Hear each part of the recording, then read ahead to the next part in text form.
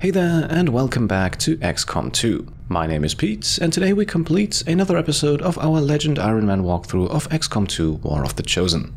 Last time we left off, after another run-in with the Chosen Hunter, we countered a dangerous dark event, and we also finally constructed ourselves the proving ground and began work on the Skulljack.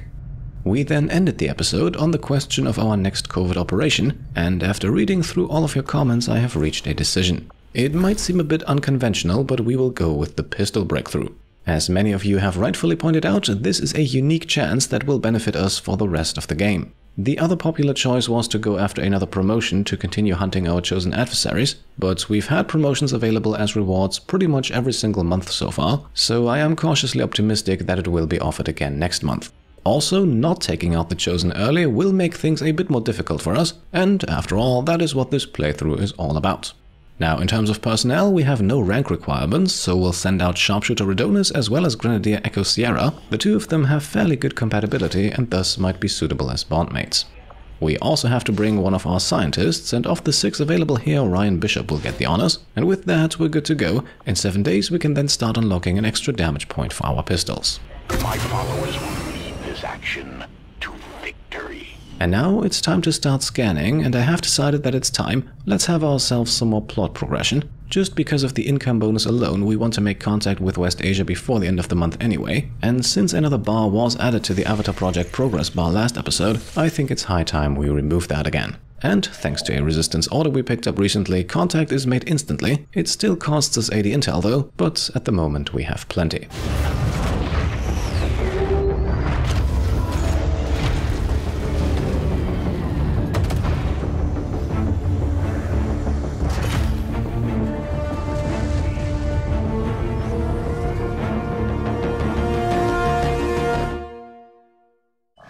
Objective added. Alright, and just like that, we have made contact with the region of West Asia, which also houses the Advent Black Site, which has now become available as a mission. Commander, we've utilized all of our available communications capacity.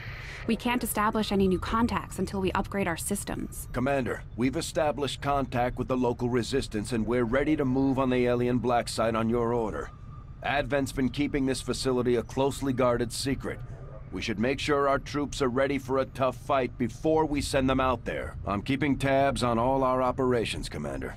Our people are standing by for your orders. And yes indeed, the new region earns us 37 supplies per month. Not a lot, but it's something. Much more importantly than that though, we can now finally assault the Advent Black Site, and that's exactly what we'll do here today. New regional contacts located. We can now also make contact with the new Arctic region, which houses another Advent facility, but as Shen said earlier, at the moment we have no further contact capacities, although that is something we can easily change. Either way, I think the time has come to finally assault the Advent Black Site, and just as Bradford mentioned earlier, this is going to be one hell of a tough mission. As you can probably imagine, the Black Site is heavily guarded, and we will run into far more enemies than usual. Setting course for Sector 15, West Asia. And that is why today we are bringing some of the best. These 6 here are among our highest ranking soldiers, and they are led by Reaper Dragonova because keep in mind this is assassin control territory, and just like Mox does against the Hunter, she does extra damage against the assassin. You can also see that after last episode's level up, Dragonova finally has a grenade equipped, and we're actually going to spend some supplies and purchase 2 nanoscale vests on top of that. We have some free item slots still available and we might as well use those. I believe on this mission in particular we can use all the protection we can get. We can also quickly upgrade a new magnetic rifle for Specialist Van Dyke. We have been collecting a few useful weapon attachments, and I think a scope and an expanded magazine are always useful. We are also bringing the battle scanner on Ranger Starfall, and with that we're good to go. Let's see how this plays out.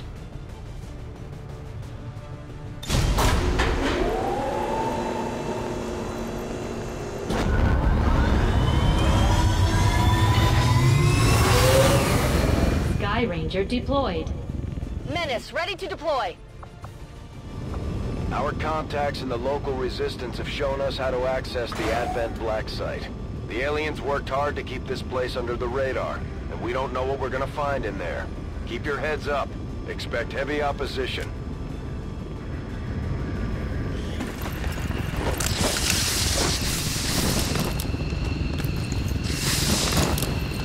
We've confirmed the Black Site is in your immediate vicinity. Infiltrate and investigate the area. Expect heavy resistance.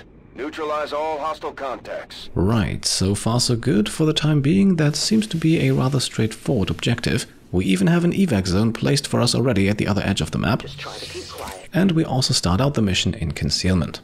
Still, this will most likely not be an easy mission. As you can see here, the map is quite large, and again, it is safe to expect a lot of resistance along the way. On the bright side though, we don't have any mission timers, so we can and most likely will take our time with this, but for now let's get moving and start scouting with our Reaper.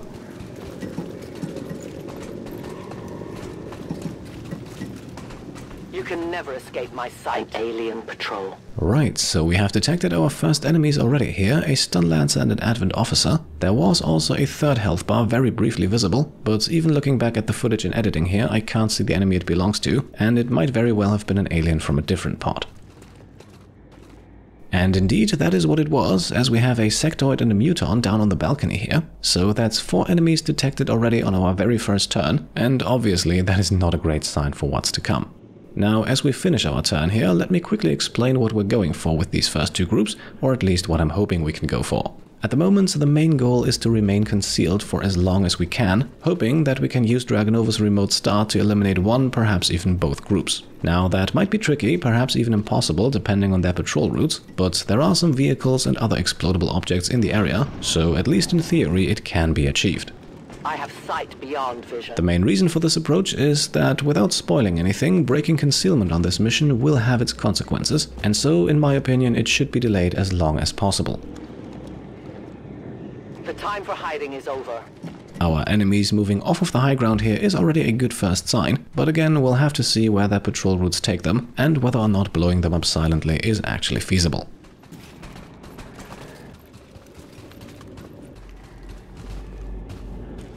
Advent has expanded their rail network to touch every city center they've built, and this looks like the end of the line, at least for this area. Now, at this point, we have also received some further information about our surroundings. We are indeed standing in what seems to be some sort of train yard, and the trains here are loaded with interesting-looking green parts. Perhaps you already have an idea what's inside of them, and we will be able to confirm that as we move closer. Speaking of movement, the sectoid muton combo has actually moved inside of the building we are standing on, while the 2 Advent soldiers are pretty much standing at the edge of the map, and both of those positions are fairly inconvenient for us. So let's keep putting people onto the high ground here, and hope that perhaps we get an opportunity to strike soon. Moving to designated coordinates. No one will cross. Overwatch. Right, so both groups seem to be moving in the right direction for now. Both of them could move back onto their respective roofs on the next turn though, so let's move back just a little bit to avoid early detection. If we do get revealed by one group, chances are high the other one sees us as well. My watch. On Overwatch of it. Overwatch. Scanning.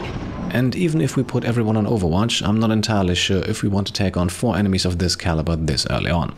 Now, thankfully, it appears as if we don't have to, because at least the sectoid and the muton have finally moved closer to the car here. Sadly, we can only hit the sectoid, but that's still 1 enemy down at basically no cost. So let's do it and grab our first kill of the mission. So easily set aflame.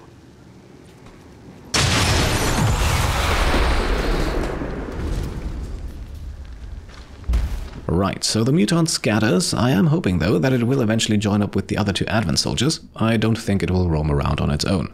Got it covered. Eyes on the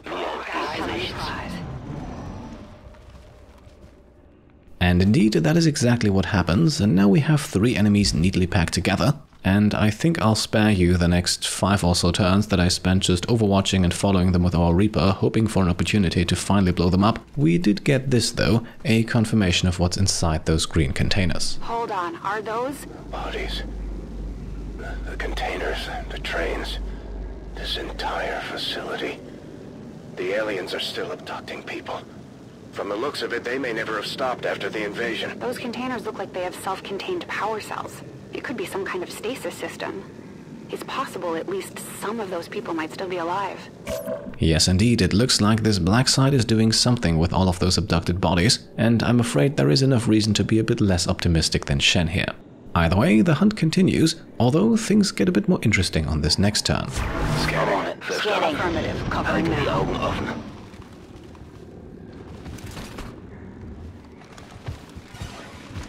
I know where you are. No remote start opportunity just yet. Instead, we have ourselves another group of enemies appear. Muton, Shieldbearer and Purifier. Alien scouting party. All three of them fairly well armored, and definitely one more reason not to reveal ourselves just yet.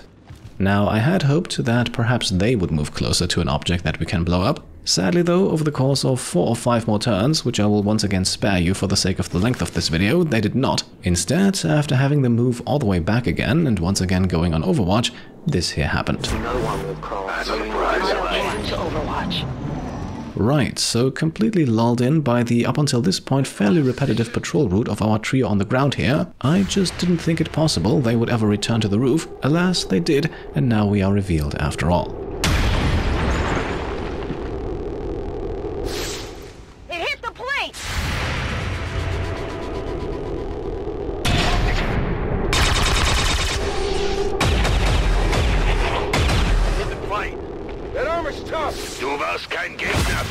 Alright, so we did take out the officer, and now the other trio is moving in too. Although most likely lured in by the sound of gunfire, they are thankfully not yet close enough to actually spot us.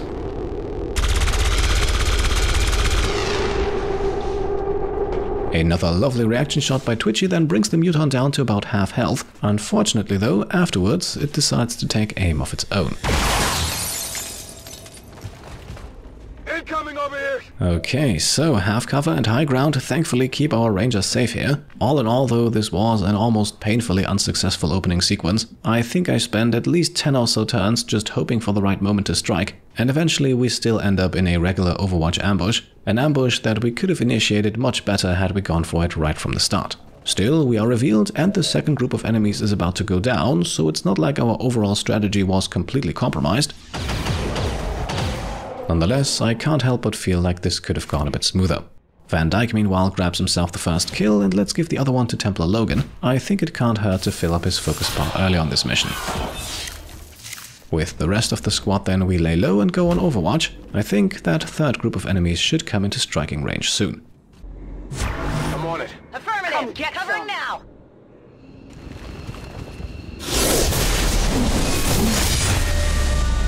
Join me. And yes indeed, this here is why I wanted to remain concealed for as long as possible. The Chosen controlling the Blackside region is unfortunately guaranteed to show up during this mission, however they only do so once you break concealment. And with us now revealed, the Chosen on the scene and with other enemies roaming around close to us, this is of course a less than ideal situation. Let's hope the assassin actually takes some time to reach us. And I will end this quickly. Heads up out there. It's the Elder's assassin, and she's moving into the AO.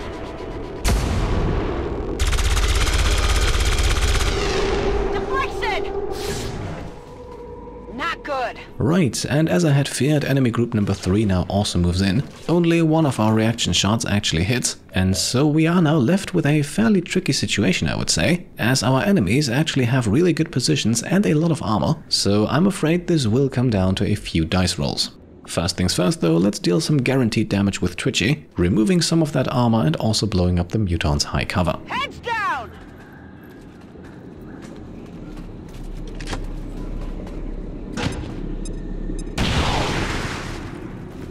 Following that, we then use Run and Gun to get Ranger Starfall into position. Stepping off. And just as we do, we detect an enemy turret on the roof, and of course, this is not exactly making things any easier.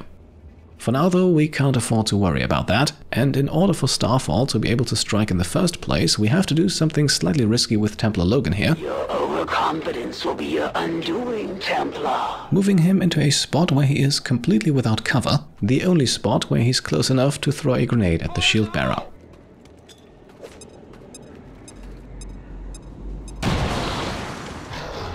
Now, the important thing here is less the damage and more the removal of cover. Still, we are now banking on Starfall to deliver a 74%er and to deal at least 9 points of damage, both of which are somewhat likely, but not guaranteed.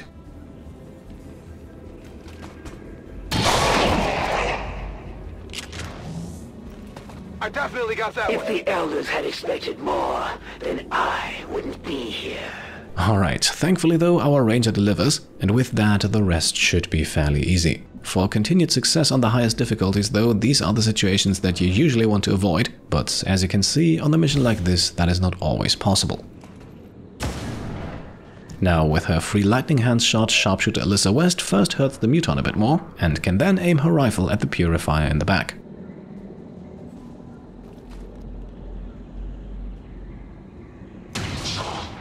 That does not give us any kills, but thankfully we have Dragonova for that, who can now take out the Muton and remain in concealment.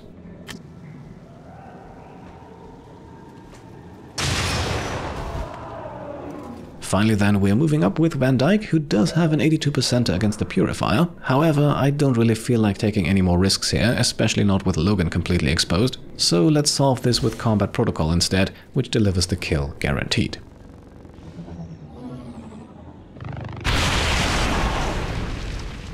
The Purifier then also blows up for good measure, and no, the Muton would have been too far away for the explosion to affect it, otherwise this would have been a way to potentially save us in action.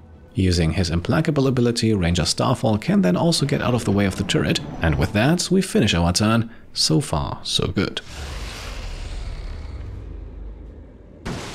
Now, thankfully, the assassin does not show up right away, so let's keep scouting and get ourselves a bit closer to the Black Site facility.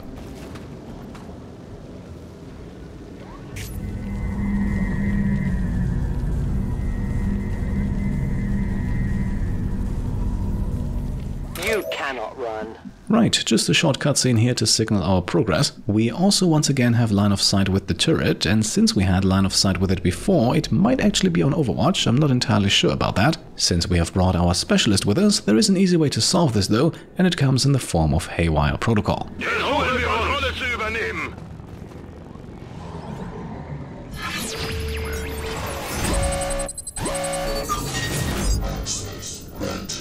Now, thanks to Van Dyke's hacking score of 110, we are guaranteed to be able to stun the turret for a few turns. And let's do that, also because taking control of it at this point feels a little unnecessary. After all, there are no enemies here that we could use it against.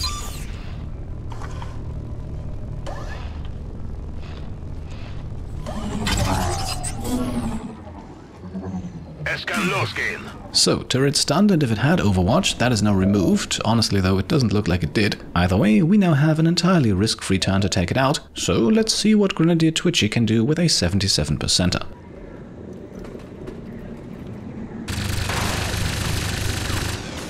Alright, lovely, that deals some great damage, and maybe we can already go for the kill here, depending on whether or not Ranger Starfall can once again hit his shot.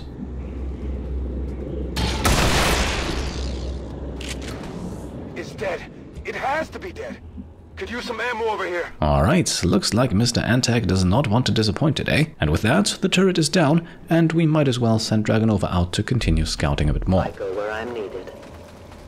You can never escape my sight. Alright, more enemies, a Viper and a Spectre this time. And yes, this is already enemy group number 4, and we have not even entered the facility yet.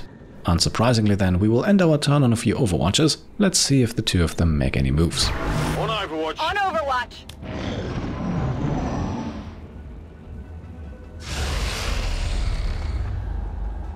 Alright, they do not, which gives us a bit of time to get in some reloads. Unfortunately though, until they move, we are kind of pinned down here, as we are just at the edge of their sight range. As you order, Commander. Still, the assassin is also still roaming around, so let's not do anything rash. Patience might not have worked out all that well so far, but I think in a situation like this, it is still the best approach.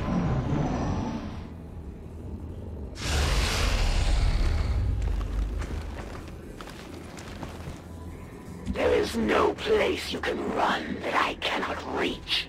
Right, so we just had a giveaway that the assassin is close. Not only did we get a voice line indicating that we are in her line of sight, but the camera also very briefly centered on what I assume to be her location. As you know, the assassin likes to go invisible, but if we manage to flank her and get close enough, we might be able to reveal her. It's fitting that we meet on the field of battle.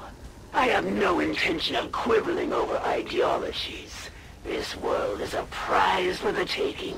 It only requires that I recapture you, Commander, and remove any trace of your resistance from it first. That's one of the Chosen. Heads up. And indeed, as I had hoped, there she is, the assassin standing tall with 37 hit points and 2 points of armor. However, conveniently enough, also hiding right behind an object that we can blow up with remote start. Now, unfortunately, we made a grave error moving in Reaper Dragonova, because as you can see, she is not outside of the blast radius, and so unless we want to sacrifice our Reaper, which we obviously don't, the opportunity to deliver a devastating blow here is sadly taken from us. Now what's more is that we still have Spectre and Viper overlooking the entire scene, so it's not like we can really do much to engage here, which is why we open things up the only way we know how, using the second of Twitchy's grenades.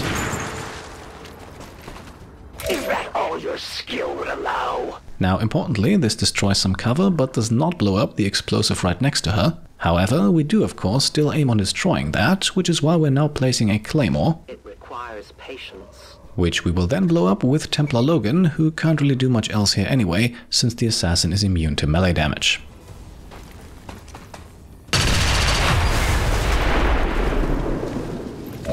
Alright, lovely. Now the reason why this did not blow up our Reaper is that Remote Start actually doubles the explosion radius of all objects that can be blown up. Unfortunately, it also doubles the explosion damage, so we only deal 6 instead of 12 points, the other 12 came from the Claymore.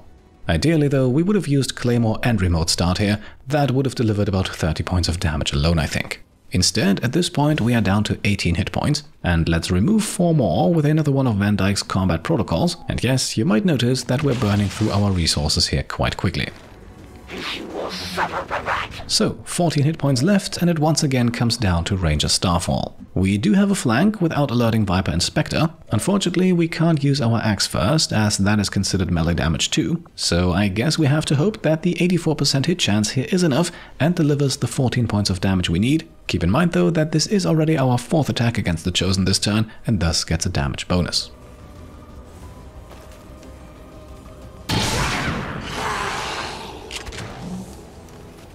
Check it before you get too close. Alright, and once again Starfall delivers, dealing 21 points of damage, and with that the assassin is taken out of this mission. Though it pains me to flee from a worthy adversary, the Elders will not allow me to die in this world. We will meet again. I'd say we owe our people a break after taking down that Chosen, Commander. I doubt it'll be long before we see that thing again, though. Right, so I am cautiously optimistic that the worst is in fact behind us. Yes, I know we have not even reached the facility doors yet, but eliminating the assassin removes a huge threat from this mission, and I hope that things get a bit easier from here on out. Viper and Spectre meanwhile still do not seem to move, so as we use the turn to get in some much needed reloads, let's also move Dragonova towards the aforementioned facility doors, and let's also have her take a peek inside. An alien patrol. The time for hiding is over. Alright, so that's a mech, and it is most likely not on its own, so that would be enemy group number 5. For now though, there is no need to mess with them too, so let's close the door again and finish another turn on Overwatch. My watch begins. Scanning. Scanning on Overwatch. Alright, not exactly the most revealing camera view here, but we do have some movement. Thanks to Dragonova's target definition ability, we can see that the mech has moved a bit deeper into the facility, and thankfully we can also see that Viper and Spectre have finally moved to the other side of the roof. And with that, I think we can now advance a bit further ourselves. So many victims, processed with such brutal efficiency. Test subjects for some sort of weapon, perhaps. Looks more like a refinery to me, Doctor. Once we get our hands on that sample, we'll know for sure. No place for you to go now. Okay, so with a good bird's eye view of the facility, our objectives have been updated. We are now after the Blacksite Vial housed in the back of the facility, and of course we do have more enemies standing between us and that goal. One of which can be eliminated right here and now though. Sporting only 4 hit points, the trooper accompanying the mech here is an easy target for our Reaper. One of many. I have no more rounds. This now also activates the pod and might even make them move out of the building. Still, as long as the doors are closed, we run no risk of being detected, so let's cautiously move up here and once again end the turn on Overwatch. Overwatch. Gebe Feuer, Got covered. Scanning.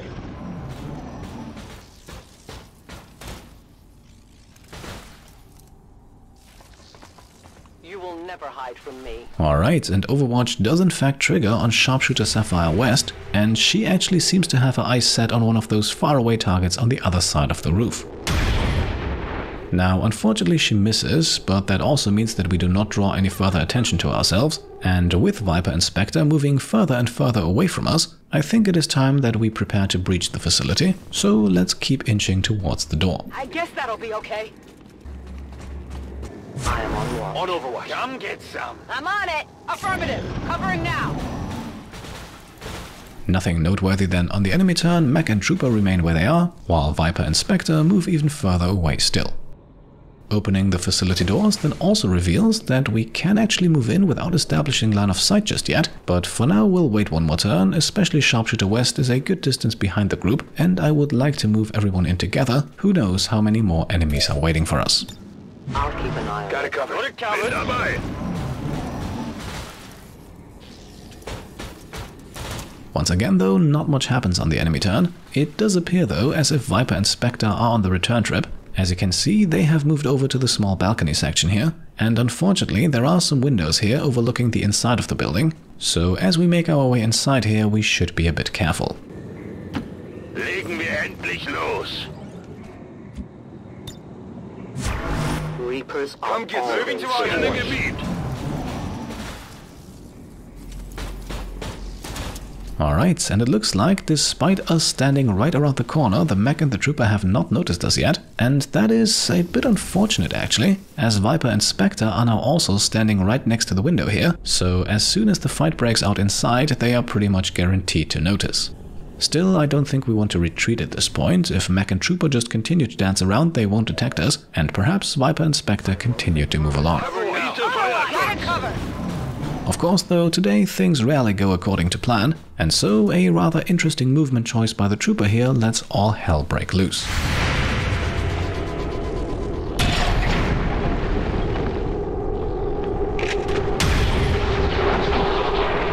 Not good.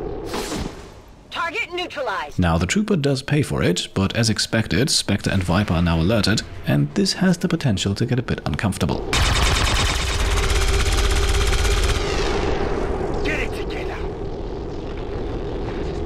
Adjusting aim.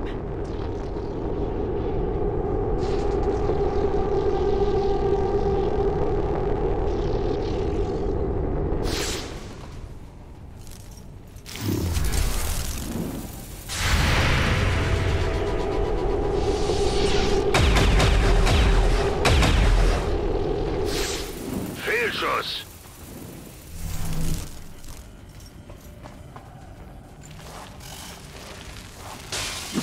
Alright, so then, here we are with another challenging situation right in front of us, and things could definitely be a bit easier had we not missed every single one of our reaction shots against the Spectre. Thanks to lightning reflexes, the first one was guaranteed to miss, but we did have two more after that. Either way, it's time to engage, and once again Ranger Starfall gets the tough assignment, Going in for the kill. moving into a flanking position right next to the Spectre. Moving out.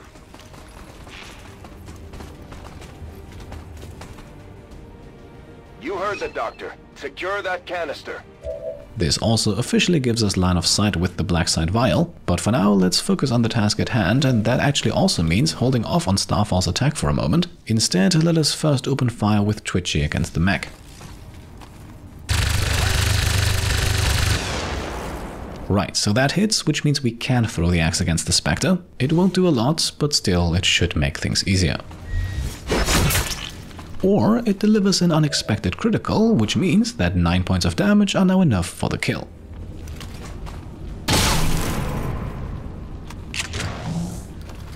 That's it. Alright, Spectre down, that removes one dangerous enemy from this fight. The mech is the other target I definitely want to get rid of, but we have options for that, so let's focus on the Viper first. And Alyssa's lightning hand shot here does find its target. Let's see if the regular pistol shot does as well.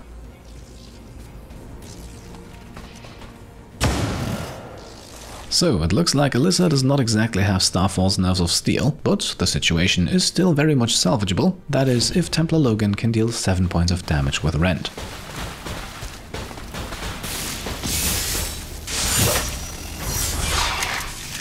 Now, unfortunately he cannot, and so just to be safe here, we will use the Frost Bomb. There is a high chance the Viper goes after Logan, who we could put into parry mode, but still I would prefer not to take any chances. Dragonova then can take out the mech, that's guaranteed, and she still remains hidden. Must be something of use. And that pretty much ends our turn, as we use Starfall's implacable movement here to pick up some loot. An advanced speed PCS and an advanced autoloader, that's actually pretty good. Once again, that extra loot resistance order coming into play here. Right, so I'll be honest, I had not expected another group of enemies to show up. I will always find you. But here they are, 2 Vipers and a Muton, and we also have a turret on the roof, and so we are once again facing an interesting challenge here. At this point, we are also stretched very thinly in terms of combat resources. Twitchy has used all of her grenades, Van Dyke has used all of his combat protocols as well as the Frost Bomb. We can no longer use the Claymore or throw our Hunter's Axe. In short, we have to make do with what we have left, and it is not much. What we do still have, however, is a grenade on Sharpshooter Sapphire West, and Muton and Viper over here are the perfect targets. Grenade!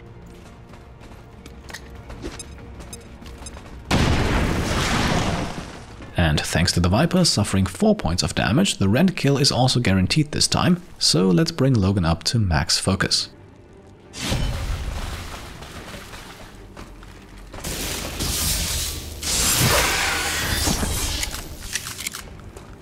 Target neutralized.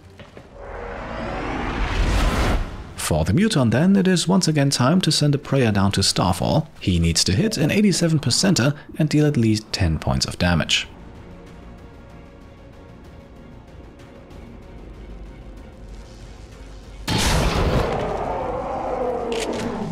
I got it, right? And once again our Ranger delivers. I think we can actually skip the MVP poll for this one, although as you can see we are not in the clear just yet. Now Twitchy here does unfortunately only have a 57%er against the Viper, but who knows, maybe she can make it count.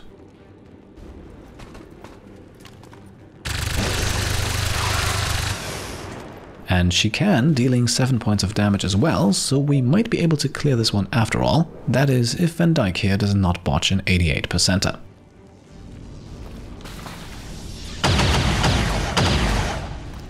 Das ist nicht gut. No, it isn't. This now means that we will take some damage, because Dragonova can unfortunately only take out one of the 2 remaining enemies. And let's take the one in the back here, who is standing a bit too close to our Ranger. For the Reapers! I have almost no ammo. Thankfully then at least she hits, but now, after putting Logan into parry mode and keeping Starfall where he is, the Frost Bomb on the Viper wears off and it can freely pick its target. Sie haben mich flankiert. Bin getroffen. Bin getroffen. Alright, so I'm not going to say that Van Dyke has earned it, in fact he got off easy here, suffering only 2 points of damage from the Viper's binding attack. And actually, this now allows us to unlock another achievement, specifically the Breathing Room achievement, earned for killing a Viper that is currently strangling someone.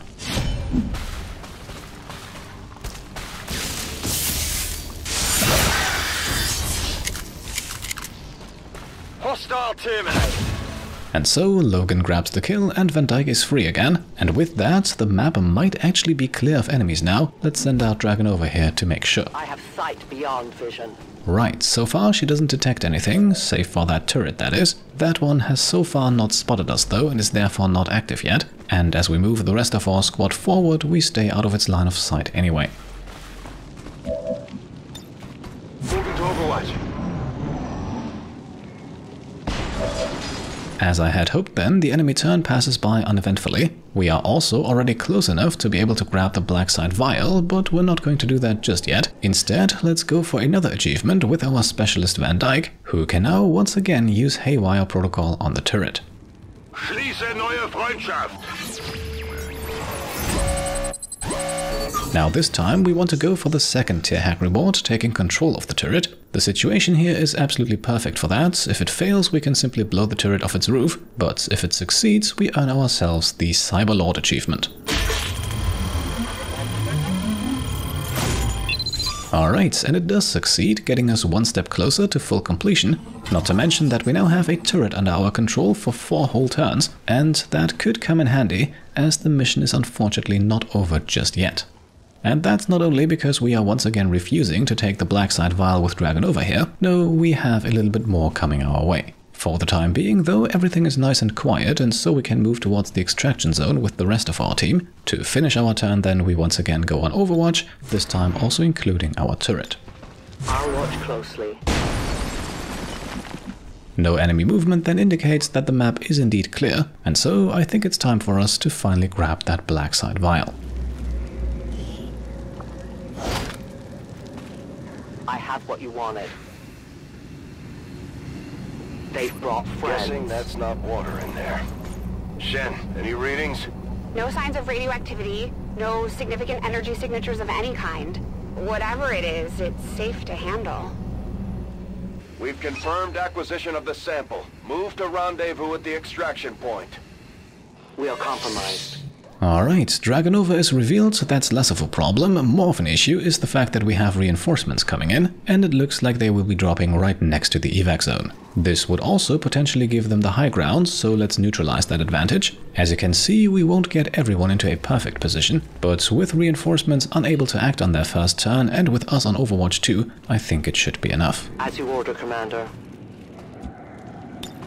I won't let them pass. Scanning. I'm on it. Fire shots. On Overwatch. Move into Overwatch.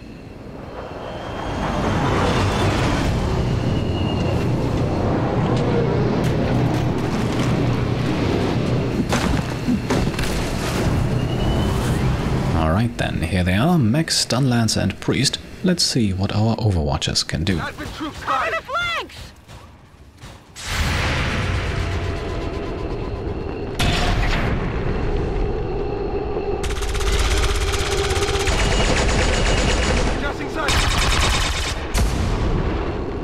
Adjusting sight! I only scratched him.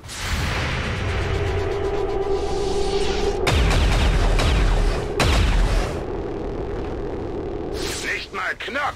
At least we know where they are. Right, so after an absolute embarrassment of an Overwatch ambush, we have dealt exactly 8 points of damage. And so what I had honestly expected to be 3 easy kills for us once again turns into a bit of a challenge. Still, let's see what we can do here, and as always the mech is up first, and it is Twitchy who can hopefully deliver some good damage. Right, so now at least we have Mech and Priest in a killable state. Up next, let's move in Van Dyke for the flank on the Stunlancer and see what he can do.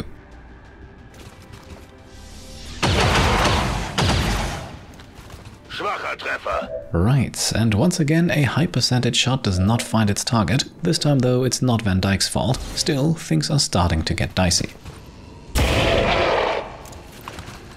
Hit the armor! Sharpshooter West then makes up for it with a critical pistol shot, and since this was Lightning Hands, she now has another one to use against the Priest. That connects, and it's actually very important that it does. Even though we want to take out Mech and Stunlancer first, thankfully the latter is quickly dealt with by Templar Logan. Hostile target down. The Mech meanwhile can also be slashed, this time by Ranger Starfall Antac. With that, however, we are out of options to take on the Priest. Check it before you get too close. So let's move Starfall back into full cover here. Okay, I'll go. Activate Parry on Logan and hope that he gets targeted, while Dragonova dashes forward and our turret goes on Overwatch. In short order.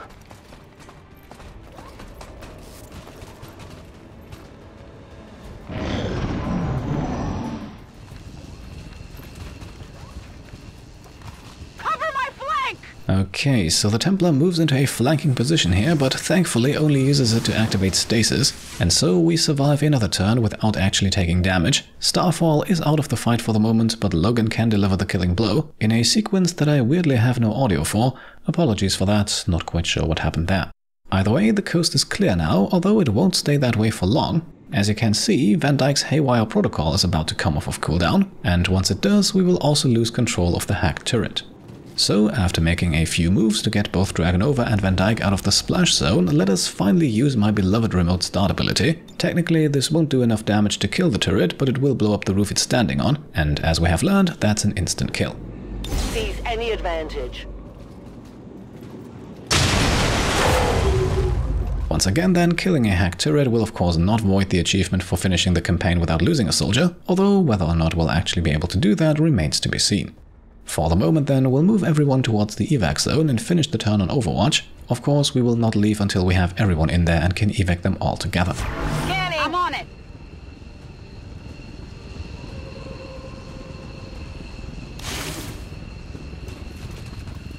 Interestingly enough then, it looks like we have another wave of enemy reinforcements coming in. Just as we kill them, they send for more. And this time, I dare say, we are in a slightly better position, so let's use the opportunity to grab ourselves 3 more kills here. After all, I think we can use all the experience points we can get. As you may have noticed, on Legendary difficulty, leveling up takes quite some time. Not lost!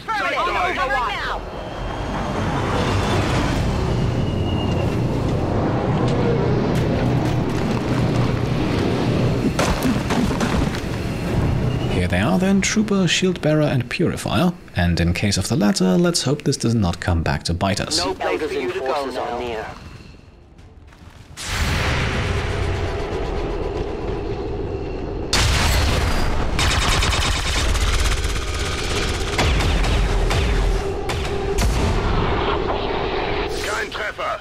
Hostile terminated. Right, so I would say this was a little bit more successful than the last one. The Trooper is down, the Purifier is injured, but the Shield Bearer still stands tall at full health.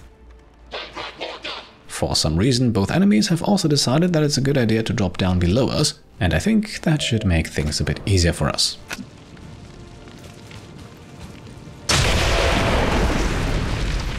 Remember, they are not victims. Okay, so good thing that that didn't happen in the middle of our ambush. And now only the Shield Bearer is left, and I think we should be able to soften them up nicely with a run-and-gun flanking shot from Ranger, Starfall and Tech.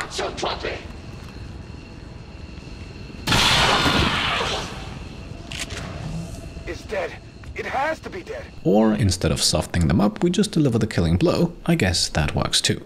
Either way, at this point I think we can move everyone into the evac zone. We'll have to wait for Dragonova to join us on the next turn, but once she's here we can evac out of here. I actually spent a few more turns on Overwatch off-screen just to test if there are any more reinforcements coming in, but there are not, so let's get out of here. I'm coming home.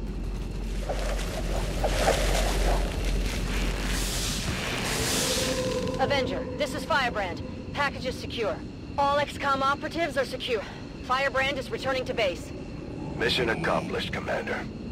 We just hit Advent where it hurts. This was a place no living human being was ever intended to see. Happy as I am to see it gone. Something tells me the aliens won't take this lying down. Alright, and with that we have unlocked the A Horrible Truth achievement too, so that's 3 in one episode. We're definitely making good progress here today. As you can see, it only took us 39 turns to accomplish this feat, but to our defense, we also had to dispose of 24 enemies, including the assassin, and the fact that we only had one single soldier lightly wounded in the process is definitely a huge success. Maybe we need to start selling calendars.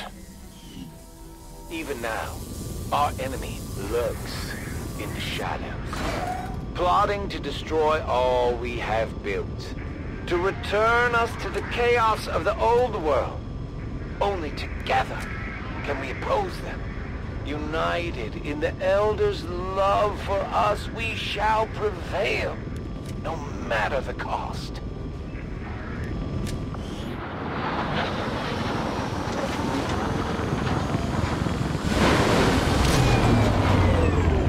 At least we know these Chosen can be killed. Well, temporarily. Right, so here we are then. Van Dyke will be out of action for 8 days, I think that is acceptable. And we also have an important promotion to give to Grenadier Twitchy. Now, both options at the lieutenant level here are pretty good, I think. And while we are building Hub more towards the path of heavy gunner, and so holo-targeting would make sense, I think we simply cannot skip heavy ordnance at this point in the game. This would give her yet another use of her grenade launcher, and while that might not always be necessary, on those few missions where it is, like the one today, it is a huge relief. Also, don't worry, we will be able to grab holo-targeting later too. Now that we've recovered the apparent product of the Black Site facility, I imagine it will take considerable time and resources to uncover the true purpose of this substance. I will begin preparations for a complete analysis immediately, Commander. And yes indeed, the black site vial looks to be a task for our research department. As you can see, we did also recover a stock and an autoloader, I'm not exactly sure from where to be honest. And as expected, the black site vial has then also unlocked the alien encryption research project. As you can imagine, this will need to be completed to continue the Capes plotline. Having now seen the inner workings of the black site facility, the outcome is perhaps even more troubling than I had expected. It is clear the aliens have undertaken a gruesome task. I will leave this matter for you to investigate, Commander. Right, so it definitely sounds like our mission has just begun. But even for today, we did not come up empty-handed. Not only do we receive 125 supplies for our efforts, we also reduced the Avatar project progress bar by 2 points, and I would say that's significant. New objective added. And yes indeed, completing the alien encryption research project is now our next objective, among others of course, like using that skulljack for example. The aliens are relaying a form of encryption beyond anything we've ever encountered, much less theorized. We'll have to find a means of breaking the code, but I expect it will take some time.